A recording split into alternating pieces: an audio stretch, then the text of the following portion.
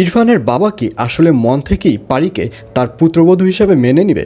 বিস্তারিত জানতে সম্পূর্ণ ভিডিওটি দেখতে থাকুন। আসসালামু আলাইকুম প্রিয় দর্শক, সবার কি অবস্থা? হাজির হয়ে গেলাম দীপ্ত টিভির নিবেদিত দেনা পাওনা নাটকের 60তম পর্বে কী সব ঘটতে চলছে তার অগ্রিম খবর নিয়ে। এই পর্বটি আসলেই কেউ মিস করবে না, কারণ এই পর্বে আপনারা দেখতে পারবেন অবশেষে ইরফানের বাবাকে দেখা যাবে সে পারিদের বাড়িতে এসে পারির বাবার কাছে ক্ষমা চাইবে। পারির বাবাকে বলবে, আসলে আপনার সাথে আমি সেদিন যে ব্যবহার করেছি সেটা আমার মোটেও ঠিক হয়নি, দয়া করে আমাকে ক্ষমা করে দিন। কিন্তু এই কথা বলার পর পারির বাবাকে দেখা যাবে সে ইরফানের বাবাকে ক্ষমা করে দিবে।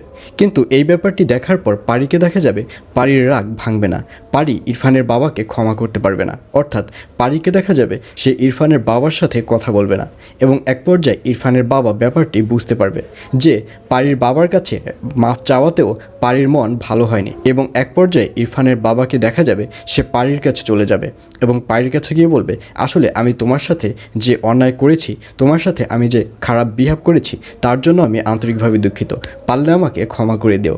এই বলে যখন পারির সামনে দুহাত তুলে ক্ষমা করতে যাবে, ঠিক তখনই পারিকে দেখা যাবে সে কান্না করে দেবে এবং পারি বলবে, না আসলে আপনি আমাকে ক্ষমা করে দিন, আসলে আমি বুঝতে পারিনি যে আমি আপনার সাথে অন্যায় করছি, আমি আমার বাবাকে বড় করতে গিয়ে আমি অন্যের বাবাকে ছোট করে ফেলেছি, আসলে আমি বুঝতে পারিনি, দয়া করে আমাকে আপনি ক্ষমা করে দিন।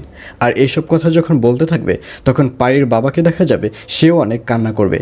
পারির বাবা বলবে, দেখেছেন আমি বলেছিলাম না যে আমার মেয়ে উপর থেকে যতটা শক্ত মনে হয় ভেতরটা ততটাই নরম। আসলে পারির আপনার প্রতি আর কোনো অভিমান রাগ নেই। এখানে একটা প্রশ্ন থেকে যায়, সেটা হচ্ছে ইরফানের বাবা কি আসলে মন থেকেই পারির বাবার কাছে এবং পারির কাছে ক্ষমা চেয়েছে? আসলে এটি অবশ্যই নয়, কারণ ইরফানের বাবা যে কোয়ালিটির লোক সে কিছুতেই পারির বাবার মতো একটা লোকের কাছে এবং পারির মতো একটা লোকের কাছে ক্ষমা চাইতে পারেই না। এর পেছনে অবশ্যই কোনো রহস্য রয়েছে।